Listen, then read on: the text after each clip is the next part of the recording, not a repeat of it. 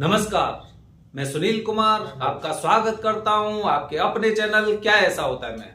दोस्तों, जैसे कि 2024 खत्म होने वाली है और जिन लोगों की कुंडली में काल सर्प दोष है, बहुत से लोग ऐसे होते हैं जिनका एक ही उद्देश्य होता है कि विशेष मुहूर्त में, जो विशेष मुहूर्त होते हैं, मुझे उसी दिन सबसे पहले पूजा करवानी है।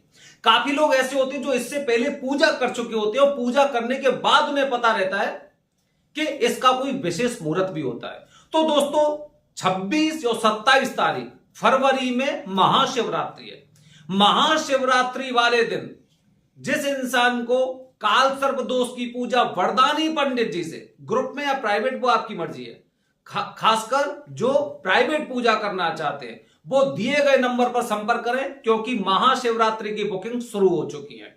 इसलिए ध्यान रखिए, क्योंकि हमेशा ऐसा होता है, हमने देखा है कि वो बार बार ऑन द स्पॉट हमसे पूछते वहां पर रुकने की कुछ व्यवस्था है कि नहीं है, कैसे रुकना पड़ेगा, कितने का रूम मिलेगा। वो सारी चीजें अभी से आप सर्च करने लग जाइए और अपने रुकने के लिए स्थान जरूर अभी से फिक्स कर दीजिए।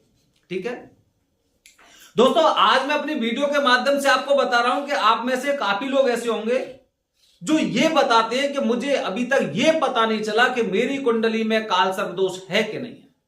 काफी लोग कहते हैं कि कुंडली में काल सर्प दोष है और काफी लोग ऐसे होते हैं जो ये कहते हैं कुंडली में काल सर्प दोष नहीं है। तो मुझे कैसे पता चलेगा कि कुंडली में काल सर्प दोष है कि नहीं है? सबसे पहले एक बात बता रहा हूं, जैसे कि नवग्रह होते हैं और नवग्रह की पूजा की जाती है, तो अगर कुंडली में काल सर्प दोष नहीं भी है, फिर भी अगर आप पूजा करा लेंगे तो अच्छा ही होगा, बुरा नहीं होगा। अगर आप ये सोचते कि गलती से अगर मैं पूजा करा लूं तो कुछ गलत तो नहीं हो जाएगा, ऐसा कुछ नहीं होता है। ठीक है। दूसरा दोस्तों, दूसरा ऐसा होता है कि काफी लोग जो अपने आपके आसपास भी रहते होंगे, देखिए ज्यादा जानकारी किसे होगी, उदाहरण के लिए अगर आप एक डिस्पेंसरी में जाइए, उससे पूछिए कि बताइए इसको कैंसर है कि नहीं है, वो नहीं बता पाएगा। लेकिन अगर इसी को आप एक अच्छे हॉस्पिटल में, मैक्स, मेट्रो हॉस्पिटल या मेदांता टाइप के ऐसे हॉस्पिटल्स हो गए, वहां पे जाएंगे तो तुरंत बता देंगे कि हाँ भाई इसे कैंसर है या बड़ी बीमारी है।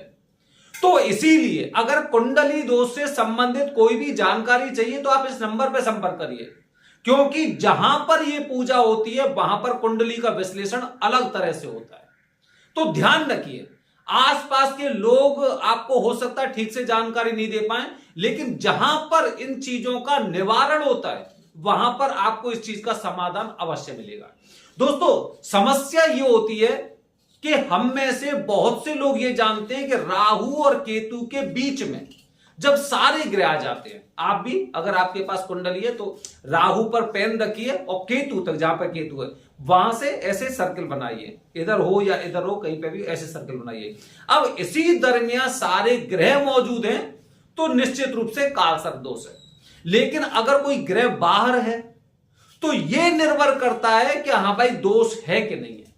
उदाहरण के लिए दोस्तों, जैसे कि मैंने राहु पे पेंसिल रखी और राहु से केतु तक मैं इस तरह से गोला बनाया, सर्किल बनाया, लेकिन मैंने देखा मंगलवार है, मुझे लगा हाँ भाई काल सर्प दोष नहीं है। आपके गुरुजी को लगा काल सर्प दोष नहीं है, लेकिन जब मैं त्र्यंबकेश्वर गया या फिर मैं उज्जैन गया तो वहां पर गुरुजी से पूछा तो उन्होंने कहा काल सर्प दोष है। काफी लोग तो इन चीजों को थोड़ा सा हास्यप्रद तरीके से लेते हैं। बताओ, पैसे बनाने के लिए उसने काल सर्प दोष बता दिया, उन्हें तो पूजा करनी भाई, इसलिए वो लोग बैठे। तो इस तरह से लोग हमारे स्थानों के बारे में कुछ गलत तरह से टिप्पणी भी करते हैं, लेकिन गहराई में नहीं जाते कि आखिरकार कैसे इन्होंने बताया कि कुंडली में काल सर्प दोष है कि नहीं है। उदाहरण के लिए दोस्तों, राहु पे पेंसिल रखते हुए केतु का मैंने चंद्र बनाया, लेकिन मैंने देखा मंगल 12वें भाव में बैठे हुए। अब आप सोचिए कि राहु और केतु की युति से मंगल बाहर है, उसके बावजूद भी काल सर्प दोष कैसे बताया? क्योंकि मंगल पहले से ही दोषित है।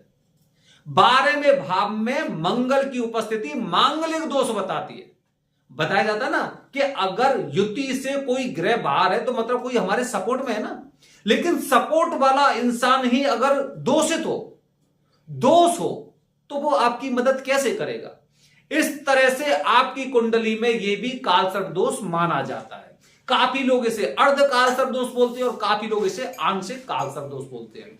तो अब आपकी समझ में आ चुका होगा कि आंशिक काल सर्प दोष, अर्ध काल सर्प दोष या फिर काल सर्प दोष की छाया किसे बताया जाता है। अच्छा, अगर मैं इसके लक्षणों की बात करता हूं दोस्तों, 9 नागों से 12 तरह के कालसर्प दोष बनते हैं, जिनमें सबसे पहला होता है अनंत कालसर्प दोष। अनंत कालसर्प दोष का मतलब हुआ लग्न में राहु, लग्न में, और उसके ठीक सामने सप्तम भाव में केतु। ये अनंत कालसर्प दोष है, मतलब सारे ग्रह बीच में। अभी मैं आपको बीच से संबंधित बता रहा हूं। अब आंशिक की बात कर रहे हैं। अब लग्न में जब इस तरह का राहु उपस्थित होता है तो यह मान के चलिए कि यह आपकी पितृदोष का सूचक भी माना जाता है। अगर वहां पर कुछ अशुभ ग्रह और भी मौजूद हैं या फिर कोई ग्रहण दोष लग रहा है तो पूरी तरह से पितृदोष बन जाता है। अब राहु की दृष्टि कहां पर है? सप्तम भाव पर। कुंडली के अनुसार हर ग्रह की जो दृष्टि होती है वो 7वें भाव पर भी होती है। पहला भाव स्वतः का होता है, मतलब राहु मेरे ऊपर है, मेरे ऊपर ही है। और सप्तम भाव कौन सा हो गया? पति पत्नी का। दोस्तों ये मान के चलिए, इसीलिए इसे अनंत कालसर्प दोष बोला जाता है। क्यों? क्योंकि राहु ने एक तो इस इंसान का जीवन बर्बाद कर दिया है, दूसरा दृष्टि किस पर है? अगर पति है तो पत्नी पर दृष्टि, और पत्नी है तो पति पर दृष्टि है। मतलब खुद भी खराब और जिससे रिश्ता होने वाला वो भी, दोनों पे दृष्टि बना दी। तो ऐसे लोग बहुत ज्यादा कसम में होते हैं। और देखा जाता है जिन लोगों की कुंडली में अनंत कालसर्प दोष होता है, ये नशेबाज होते हैं।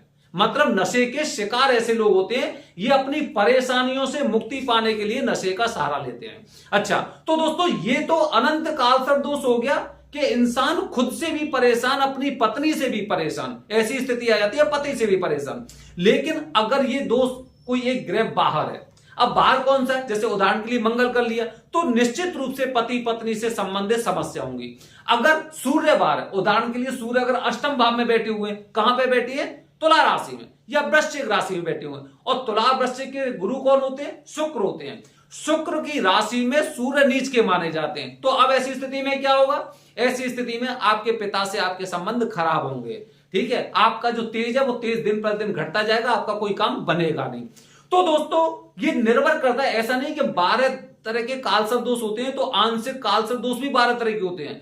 हकीकत में देखा जाए तो आंशिक कालसर्प दोष का कोई गिनती नहीं है, ये अनंत प्रकार के होते हैं। क्योंकि जरूरी नहीं केवल एक ग्रह बार है, हो सकता है 2 ग्रह बार हो, जैसे कि 12वें भाव में या फिर अष्टम भाव में ये बैठे हुए हैं 12वें भाव में मंगल बैठे हुए, अष्टम भाव में सूर्य बैठे हुए, तुला राशि में बैठे हुए, वहां पे वो मंगल बैठे हैं 4 नंबर में, बुध के साथ बैठे हुए, कुछ ऐसी स्थिति होती है। तो मंगल और बुध की शत्रुता, तो वहां पे वो दोषित हो गए और यहां पे सूर्य नीच के हो गए। तो इसीलिए नवग्रह से ये मान के चलिए काफी तरह के आंशिक कालसर्प दोष होते हैं। तो कोई विशेष नहीं है इसमें कि विशेष इसके कोई लक्षण होते हैं। इसके लक्षण बिल्कुल उसी तरह से होंगे जो 12 तरह के कालसर्प दोष होते हैं, लेकिन ये बहुत ज्यादा प्रभावी होता है। प्रभावी क्यों होता है उसकी वजह बता रहा हूं दोस्तों सोचिए, अगर किसी इंसान को पता है कि उसे ये वाली बीमारी है, उसका निवारण कर लेगा, अपने आसपास करेगा, अपने आसपास की सिटी में जाएगा, मेट्रो हॉस्पिटल में जाएगा, मतलब जो मेट्रो सिटी के हॉस्पिटल्स होते हैं उसमें जाएगा, लेकिन निवारण कर लेगा। लेकिन जिस इंसान को पता नहीं है कि मुझे कोई बीमारी है कि नहीं है, क्योंकि आधे लोगों ने तो मना कर दिया और आधे लोग कह रहे हैं, अब किन की बातों में विश्वास करूं, तो वो इंसान कसम में रहता है। और कसम का मतलब डबल माइंड। आपने देखा होगा, आप क्रिकेट देखते हैं, जब डबल माइंड हो जाता है तो वो बल्लेबाज जल्दी आउट हो जाता है। एक तरह से यही माना जाता है कि आप 2 नाव पर सवारी करने वाले हैं, जिनको पता नहीं है कि जिनका डेस्टिनेशन कौन सा है, जिनका लक्ष्य कौन सा है। तो आंशिक कालसर्प दोष वाले लोग ज्यादा परेशान रहते हैं, क्योंकि पहले तो उन्हें पता नहीं रहता, और जब जैसे जैसे कुंडली में दोष इनके बढ़ता जाता है, वैसे वैसे उसके बहुत ज्यादा खतरनाक प्रभाव इनके जीवन में आने लगते हैं। जिनकी कुंडली में कालसर्प दोष होता है वो जल्दी से जल्दी पूजा करा लेते हैं। जैसे पूजा की जो अवधि होती है 12 साल से पहले करा लिया, एक बार शादी से पहले करा लिया, फिर उसके बाद करा लिया। लेकिन अर्ध कालसर्प दोष वाले लोग ऐसे होते हैं जो कसम में फंसे रहते हैं, लेकिन उनको पता नहीं रहता है। तो दोस्तों जिस तरह का आंशिक कालसर्प दोष आपकी कुंडली में होगा, उससे संबंधित कालसर्प दोष के आप लक्षण देखिए, उससे आपको पता चल जाएगा कि आपके जीवन में क्या होने वाला है। बने रहिए हमारे चैनल के साथ दोस्तों। आने वाली वीडियो में आपको बता रहा हूं, आप में से बहुत से लोग त्र्यंबकेश्वर जाते हैं, लेकिन कभी आपने देखा है कि यहां पर नंदी बाबा के कान में कुछ कहने वाले लोग अलग ही होते हैं, और माना जाता है कि इनकी इच्छा मनोकामना पूरी हो जाती है। आने वाले वीडियो में हर हर महादेव। हरिओम।